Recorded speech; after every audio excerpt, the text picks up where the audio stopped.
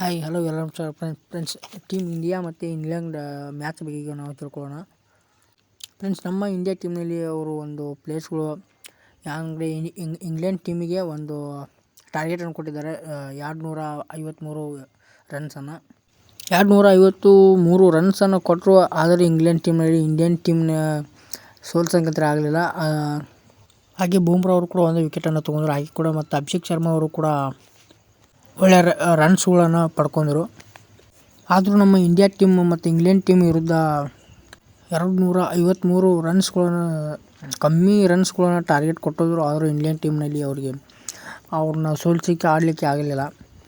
ಮತ್ತು ಅಭಿಷೇಕ್ ಶರ್ಮಾ ಅವರು ಮತ್ತು ಬೂಮ್ರಾ ಅವರು ಕೂಡ ಮತ್ತು ಹಾಗೆ ಸಂಜು ಅವರು, ಸ್ಯಾಮ್ಸನ್ ಅವರು, ಅವರಿಂದನೇ ನಮ್ಮ ಟೀಮು ಗೆದ್ದಂತ ಹೇಳ್ಕೊಬೋದು. ಯಾಕಂದರೆ ಅವರು ಒಂದು 18 ರನ್ಸನ್ನು ಕೂಡ ಟಾರ್ಗೆಟ್ ಇಟ್ಟು ಆಟ ಆಡಿದರು.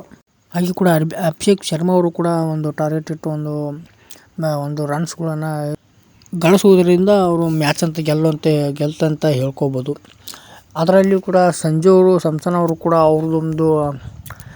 ಅವ್ರದ್ದೊಂದು ಇದರಿಂದನೇ ನಮ್ಮ ಇಂಡಿಯನ್ ಮ್ಯಾಚ್ ಗೆಲ್ತಂತ ಹೇಳ್ಕೊಬೋದು.